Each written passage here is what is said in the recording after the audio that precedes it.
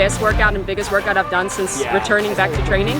We're holding 650 pace, and my heart rate is around 160 in comparison to what I used to do. So like I would race an Ironman around 150, I'd race a half Ironman around 160, and typically 2 years ago I'd probably be doing this at around 620 to 630 pace. So I'm about 30 seconds off where I want to be.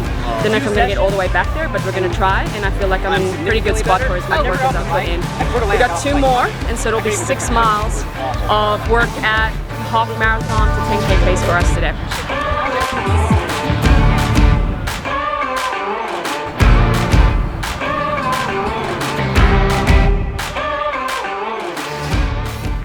So the reason I decided to sign up for Ironman Florida is I feel like I needed something on the schedule for me to force myself to train, to eat well, to go to sleep early. You know, the last 3 years my mind has been solely focused on the business, my athletes, and we got to a point where I needed to buy back time for myself to take care of my health. I feel like every entrepreneur, CEO gets there where without health you can't do anything else.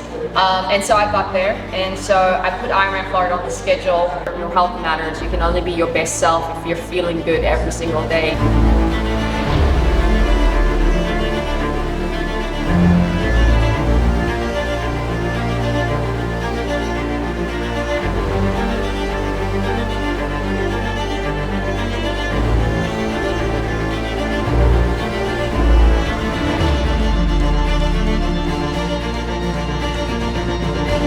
I would say a takeaway for many people is just finding a mode of exercise that is going to be in line with your priorities. I learned a lot through triathlon as well. I continued to get better as I aged in the sport. You think you get older, but you just get more and more experience, mentally more so than as well as physically, to be honest. But there was still so much to be learned and still so many ways you could improve, and I think that's just life as well.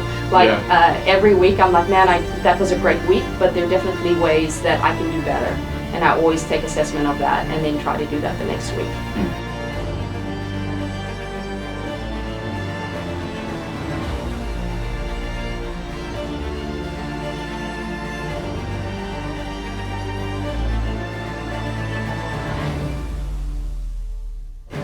So in Florida, we're going to be celebrating our 3rd year anniversary of NVDM Coaching. And I want everyone to know that 3 years ago when we decided to start NVDM Coaching, I had no idea what I was doing. I had no idea how to start a company. I just knew it was the right thing to do. And so the first thing was I was definitely prayerful about it, and I felt like God was leading me in this direction to create NVDM Coaching. That gave me a lot of faith and confidence to move forwards. Outside of that, we figured it out as we went. I think too many people feel like they have to have the pieces in place before they do something big, and you just don't. You just have to take action. And so taking action on your dreams or whatever they may be, and knowing that the pieces will typically fall together, you know, if you just put in the work daily. I work really hard at what I do. That was just something that struck home with me. It's like coaches that really are willing to go like the extra mile for their athletes, even to let them live with them, is an extraordinary thing.